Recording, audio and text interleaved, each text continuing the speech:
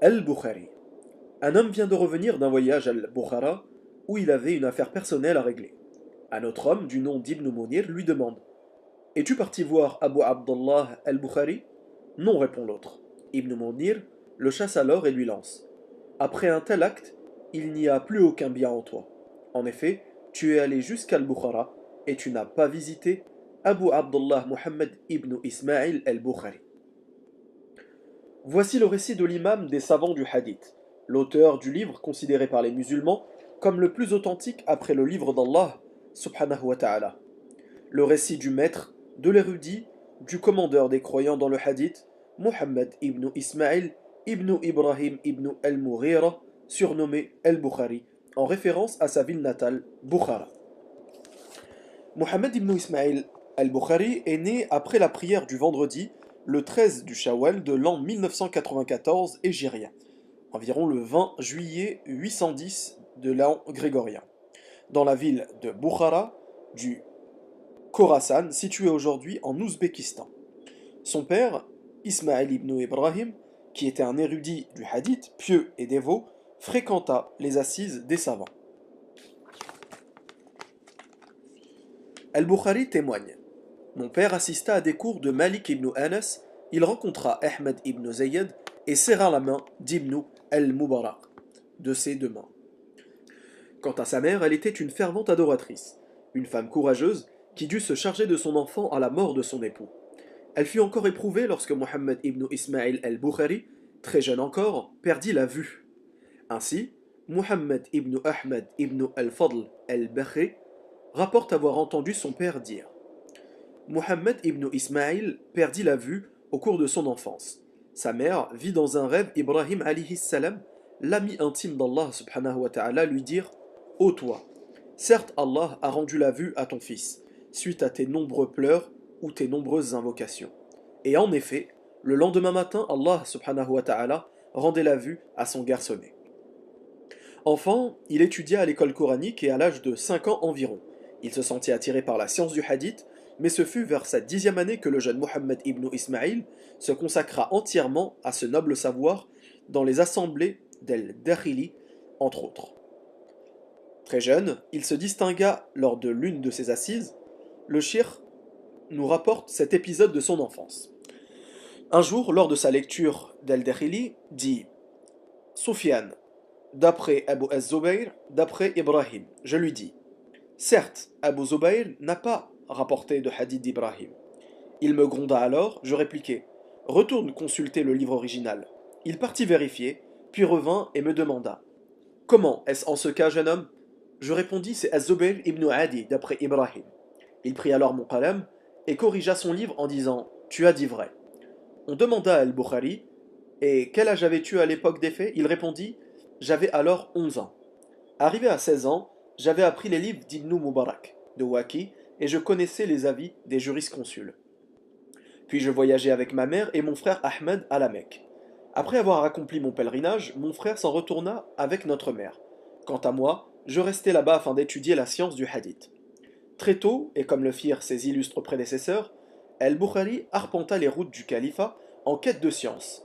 Il dit à ce sujet: J'ai rencontré plus de 1000 hommes, des gens du Hijaz, d'Irak, du Chem, d'Égypte. Je les ai rencontrés plus d'une fois. Les gens du Chem, d'Égypte et de la péninsule arabique, 2 fois. Les gens de Bassora 4 fois, les gens du Hijaz 6 années. Je ne compte plus combien de fois je me suis rendu à Koufa et à Bagdad en compagnie des savants du hadith du Khorasan. Le garçon qui participait à ces assemblées à travers le monde musulman, bien que de nature discrète et parfaitement éduqué, n'était pas de ceux que l'on oublie avec le temps. De la même manière que le soleil finit toujours par percer les nuages, son extraordinaire capacité de mémorisation et sa grande intelligence finissaient toujours par éclater au grand jour. Ainsi, son scribe rapporte avoir entendu Hashid ibn Ismail et un autre dire: Abu Abdullah al-Bukhari fréquentait assidûment avec nous les assises des savants de Bassora, alors qu'il n'était encore qu'un jeune homme. Il n'écrivait rien cependant.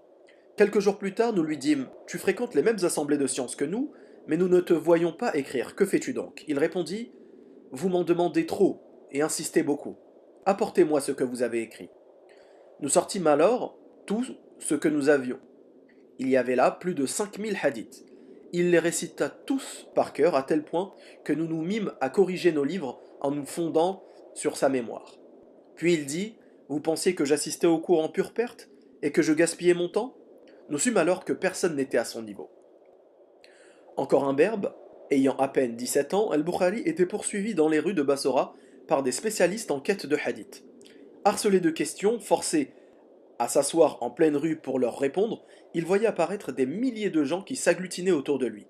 Du reste, sa renommée l'avait précédé dans cette ville, et il raconte: Lorsque je suis arrivé à Bassora, je me suis rendu aux assises de Bundar. Quand ses yeux se sont posés sur moi, il demanda: D'où vient ce jeune homme? Je répondis: De Bukhara.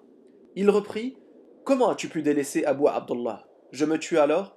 Des gens présents lui dirent: Qu'Allah te fasse miséricorde. C'est Abu Abdullah en personne. Il se leva, me prit par la main et me serra dans ses bras, puis il dit: Bienvenue à celui que je vante depuis des années. Al-Bukhari eut de nombreux enseignants, dont l'imam Ahmed, qu'il sélectionnait en fonction de leur croyance et de leur honnêteté. Il dit à ce sujet: J'ai noté des hadiths venant de 1080 hommes. Parmi eux, il n'y avait que des gens du hadith. Tous disaient: La foi est parole et acte. Elle augmente et elle diminue.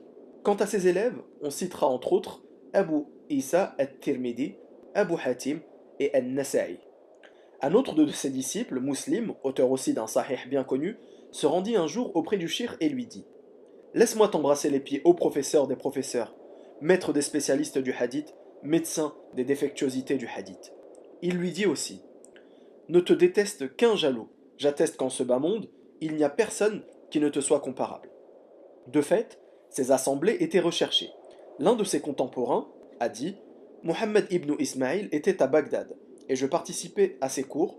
Durant son assise, 20 000 personnes étaient rassemblées. Doux et pédagogue, il savait apaiser ses élèves. Il récita un jour un grand nombre de hadiths à l'un de ses étudiants. Craignant qu'il ne se lasse, il lui dit: Réjouis-toi, les gens qui aiment les distractions sont occupés à se distraire.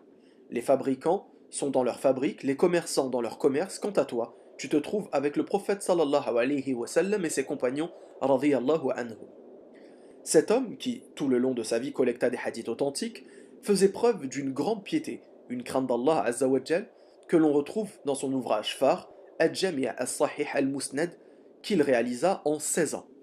Près de 600 000 hadiths furent minutieusement scrutés, leur chaîne de transmission passée au crible pour ne conserver que 7 377 hadiths authentiques, qui composeront l'ouvrage le plus véridique après le livre d'Allah azza wa jal.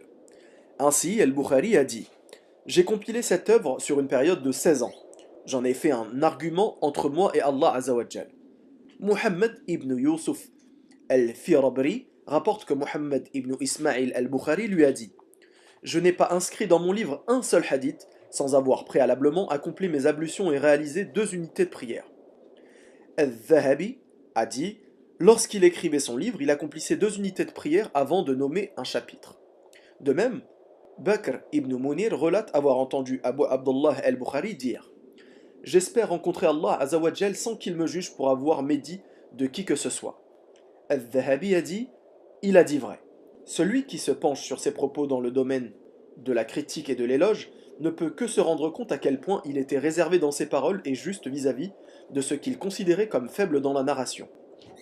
Les choses les plus dures qu'il ait dites à ce sujet sont: son discours est répréhensible, ils se sont tus à son sujet, il est douteux. Il n'a dit que très rarement un tel est un menteur ou il forgeait des hadiths. Il en arriva à dire: si tu dis un tel est douteux sur ce hadith, cela reste une accusation inconsciente. C'est le sens de sa parole: j'espère rencontrer Allah azawajal sans qu'il ne me juge pour avoir médit de qui que ce soit. C'est le summum de l'abstinence. De même, Al-Hussein ibn Muhammad al-Samarqani a dit: Muhammad ibn Ismaïl avait 3 qualités spécifiques. En plus de ses qualités louables, il parlait peu, il ne convoitait pas les biens des autres et ne s'occupait pas des affaires des gens. Toute sa personne était concentrée sur la science. Soulignons aussi cet épisode qui nous montre l'importance qu'il accordait à sa réputation. Non pas qu'il craignait les diffamations du fait des blessures qu'elles peuvent infliger à notre orgueil, mais il était conscient que l'écriture d'un livre aussi authentique impliquait qu'il soit au-dessus de tout soupçon et que jamais ne soit portée sur lui une accusation d'un noble ou d'une crapule. Aussi, Al-Ajlouni rapporte qu'une fois Al-Bukhari, lors de l'un de ses voyages dédiés à sa recherche de la science, embarqua sur un navire. Il avait en sa possession 1000 dinars. Un homme de l'équipage vint le voir et lui fit croire qu'il l'appréciait. Al-Bukhari discuta donc avec lui jusqu'à l'informer qu'il avait de l'argent, dévoilant le montant de ce qu'il possédait. Un jour, l'homme se leva, se mit à crier et à se mettre des coups. Lorsqu'on l'interrogea sur la raison d'un tel comportement, il prétendit avoir perdu son argent, et que la somme perdue était de 1000 dinars. Les gens commencèrent à fouiller les passagers à bord, les uns après les autres. Al-Bukhari alors jeta son argent à la mer, avant que son tour n'arrive. Ainsi, lorsqu'ils le fouillèrent, ils ne purent rien trouver. Ils blâmèrent alors l'homme en question. En descendant du navire, l'homme lui demanda: Comment as-tu pu jeter une telle somme à la mer? Al-Bukhari rétorqua: Ô ignorant, ne sais-tu pas que j'ai passé toute ma vie à collecter des hadiths du messager d'Allah, sallallahu alayhi wa sallam? En outre, je suis quelqu'un de connu comme étant digne de confiance. Pensais-tu un instant que je m'exposerais à une accusation de vol et perdre ainsi pour quelques dinars ma réputation d'homme véridique et honnête? Il est dit que Mohammed ibn Ismaïl al-Bukhari arriva à Khartang, village à 2 lieues de Samarkand, où il avait des proches chez qui il séjourna. Une nuit après sa prière, on l'entendit invoquer son Seigneur. Ô Allah, la terre me paraît bien étroite malgré son étendue. Rappelle-moi à toi. Un mois à peine s'écoula avant qu'il ne meure. Al-Bukhari mourut au cours de la nuit de l'Aïd al-Fitr. Il fut enterré le lendemain, après la prière du Dhuhr, c'était l'an 256 hégirien, 1er septembre 870 grégorien. Il vécut 62 ans, à 13 jours près, qu'Allah lui fasse miséricorde. Lorsqu'il fut mis en terre, une odeur très agréable se dégagea de sa tombe, meilleure que celle du musc. Ceci dura plusieurs jours. Barakallahu fikum, assalamu alaikum wa rahmatullah.